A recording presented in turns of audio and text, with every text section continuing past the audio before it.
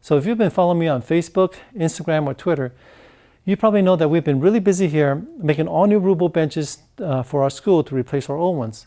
One of the nice features about the bench is the beautiful dovetails that caps the tail vise. Now I cut the first one by hand and it took me about an hour. And with 21 benches to build and a deadline to meet, I thought this got to be a faster way. So I came up with a jig that cut my joint making time to about 10 minutes simply using a table saw and a trim router. Now I know some of you purists out there is going to say, whoa, wait a minute there now. Now surely you're not seriously thinking about breaking a century-old tradition, are you? Or surely you don't seriously think that your method is better than the old master craftsman's? Or surely you're not seriously advocating power tools over hand tools, are you? Well, no. I mean, all I'm saying is that there's always more than one way of doing something. And all I'm suggesting is that we go out to the shop with an open mind and just let me show you another way. Okay? Oh, one more thing. Don't call me Shirley. Now, before we start making our jig, we always want to draw it out first. Make sure that we like what we see, proportion-wise. Once we're happy with it, then we can transfer it over to the material that we'll be making our jigs with. Here I have a couple of samples. And they look very similar, but I think I like this one better. I just prefer the pins to be a little bit closer together, so just a matter of preference. Also, I want to keep in mind that I'll be using a 1/2-inch pattern bit. So the opening here where the router bit comes through has to be a little bit bigger than 1/2 inch. So I made mine 9/16. It looks something like this. The angle I chose for the dovetail is a 1:6 ratio. I have a couple of dovetail markers here. This is a 1:6 and this is a 1:8. So all that means is that for every increment you have over on this side, you have 6 increments over here. That would give you a 1:6 ratio. And for a 1:8, you have 1 increment here, 8 increments over here, and that would give you a 1:8 ratio angle. Now I heard that a 1:6 ratio is for softwood and a 1:8 is for harder wood.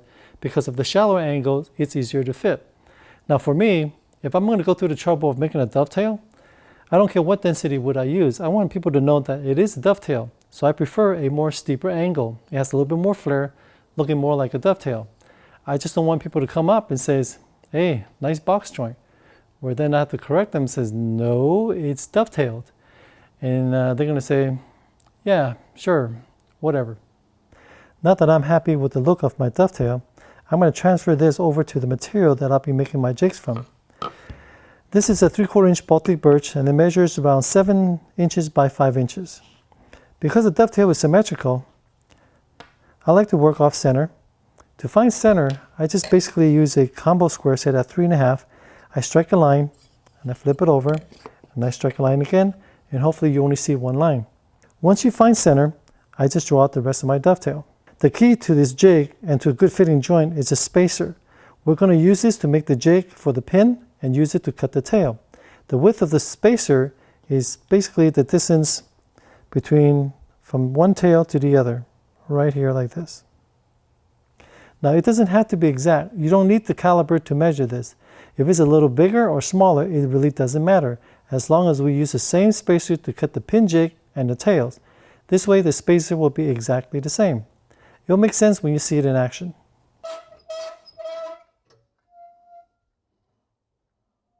I also want to set the height of the blade.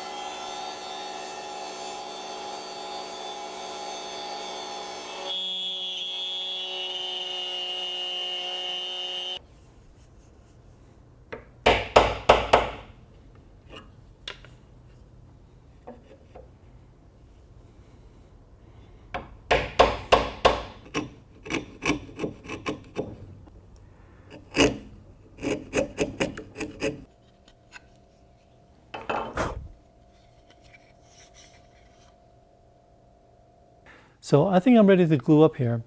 But before I do, I want to cut a little rabbet here for dust relief. And also, just in case, my corner here is not perfectly smooth.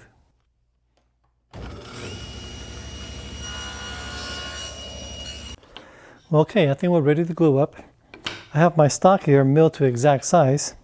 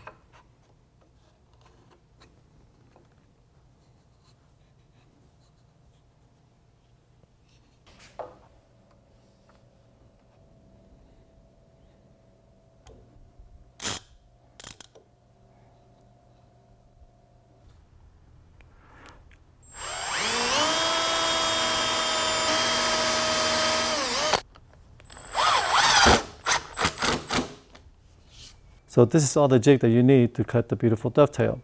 This is for cutting the pin, and this is for cutting the tail. So let's go cut the joint and see how it fits. So I have my jig all set up, and I always like to work off of center line. As you can see, I have my center line of my jig matching up to the center line of my stock. And right down here is my depth of cut. Now obviously I'm not going to cut that in one pass because that's way too much material to remove.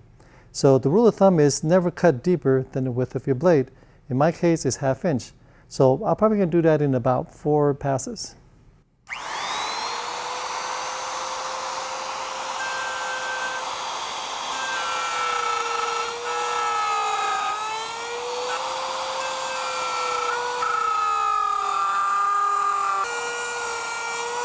So from here I can remove my jig because now my bearing can actually ride on the stock that I just cut. Now before I do that, you're probably aware that the router can never get to my corners. So since my jig is on here, I'm just going to use that as a reference, ride my chisel on here, and just kind of score it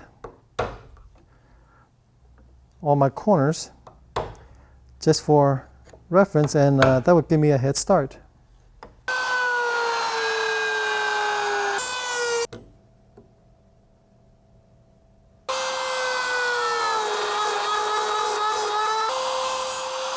Well, I got it all routed, and it looks like I got a little chiseling to do.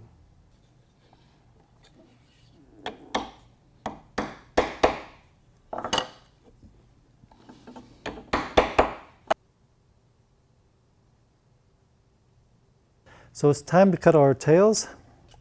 So I'm just going to use the jig that I made, use my marking gauge, and use this as my depth of cut. Then I'm going to strike my line. After I do that, I always like to work off center. So I'm just going to mark a line here, mark a line here, and I'm going to set my jig again from center line to center line, right up to here.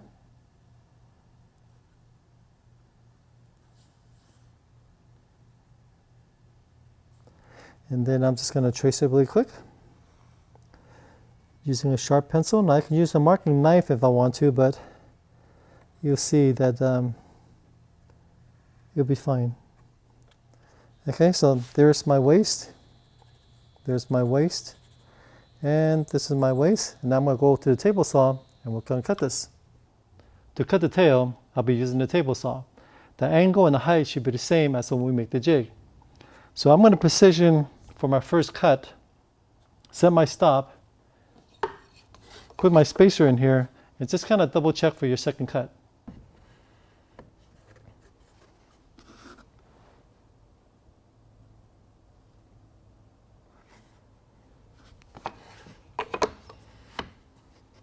Okay, I think that looks pretty good. I think we're ready to cut.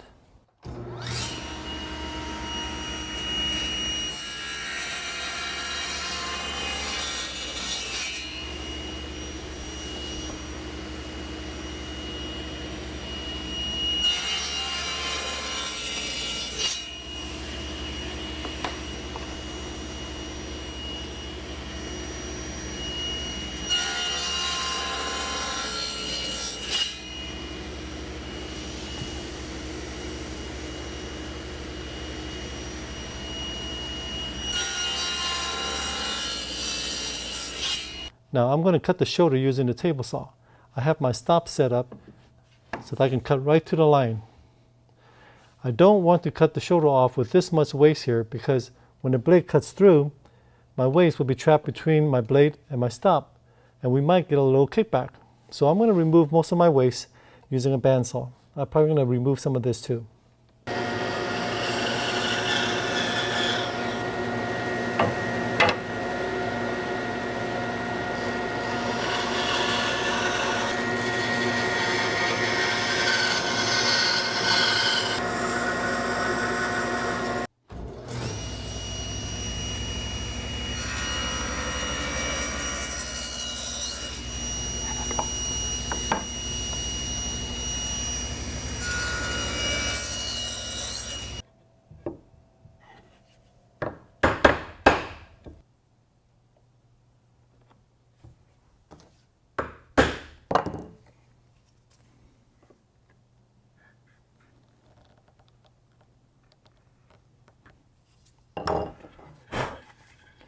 Well, okay, I think I'm ready to do a dry fit.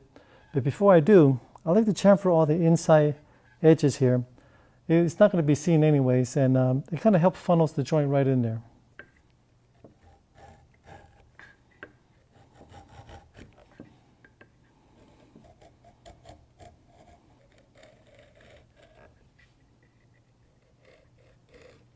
For the edges here, I'm just going to use my plane.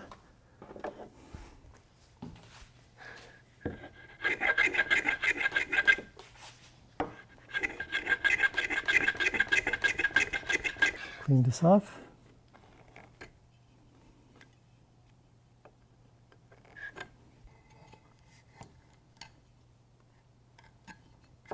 All right.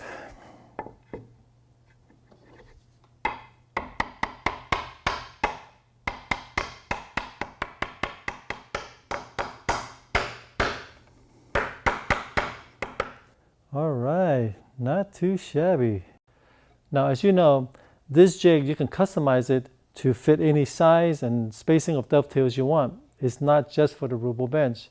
So I hope this video will give you some ideas for maybe future projects. Now, my school will be starting in a couple of weeks, and I'm going to have a pretty busy teaching schedule, but I still want to put out more videos for you guys. So if you want to support my channel, hit the subscribe button. I really appreciate that, and I'm going to work harder than Donald Trump's hairspray in a hurricane. See you in the next video.